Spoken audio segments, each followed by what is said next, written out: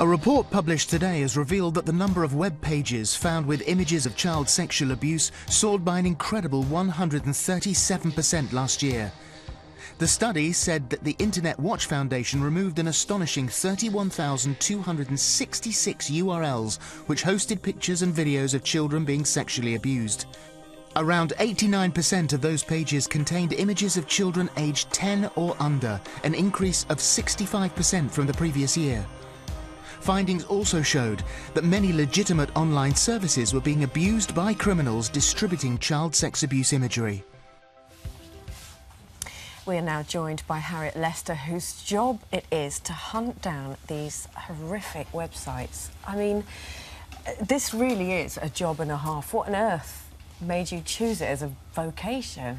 I've come from a technical and investigative career within IT, but I never really felt like I was getting something out of it. When I go home, I didn't feel like I was achieving anything. So when I saw the job advertised, I thought it was the perfect thing for me if I could do it. And what sort of psychological training do you go through for that? So the recruitment process is 3 steps. We have a Warner interview where we talk to professional trained people that get to know us on a personal level to see if we can cope with the images. Then we have a normal interview stage, which is about skills, and then we are offered to see the images and then given around about a weekend to see if we can actually cope with what we've seen. And you will see the worst of the worst. And human beings, no matter how much training you go through, human beings are still human beings. You still have a heart, you still have a soul, you still know children. And so it must have an effect on you. It doesn't. I think if I did my job and I went home and I started viewing people as something else, then I wouldn't do it. And we're so lucky at the IWF to have the welfare in place where we have mandatory counselling every month to talk about how we feel, so we don't have to give that to our partners at home or our family. So, I mean, you do have that counselling, but do you never feel alone? Because what about if there was an off day and you go home? You can't share that with your partner or your family. As people say, there are some things you can't unsee. Yeah. Yes, but I think it's how we deal with what we see. I wouldn't share it with my partner because it wouldn't be fair on him, but we have that ability to pick up the phone and speak to anyone that we work with or our counsellor, and we can talk about it. So the method has changed, hasn't it?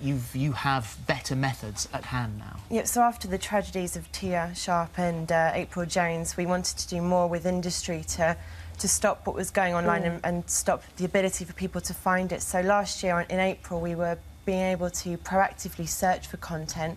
So as before we used to rely on the public to send us reports, we could now go out there using our expertise and find the content ourselves. And what kind of clues do you look for in an image? Take out the awful graphic physicality of what's going on. What else is in that picture that will identify somebody? So one way we do deal with the images is that, yeah, we can see something bad's going on, but then let's look around, let's look at the plug sockets. Are they UK, are they European, are they American? Let's look at the type of food that's on the tables or what's going on in the background in the TV, and then we can start to see if it is someone in the UK. We can pass that over to CEOP, who are part of the National Crime Agency, to their victim ID team, and they can then go and look for the perpetrators. And so what happens if it's not within the UK? How much jurisdiction do you have elsewhere? So what we do is we work with InHope, and they're an international network of hotlines around the world. So if something is hosted in a country where there's a hotline, we'll work with them to remove that content. And where there isn't, then we're working with law enforcement agencies there and Interpol and Europol. And you refer to the police then. Do you see a high success rate you find it, you do the investigation work, then you pass it on to the people who batter down the doors and catch We have in the people? past, but obviously a lot of these investigations are ongoing and I can't discuss that, but it's a really nice thing in the hotline when we have found a child and CEOP come back to us and go, we've caught them, we've saved them, and then that person has now been arrested. We've discussed on here a number of times just how much there is available.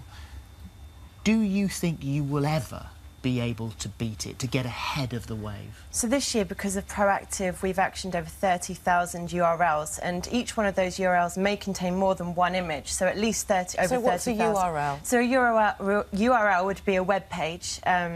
on a website, so not necessarily a whole website, but just a web page dedicated to that.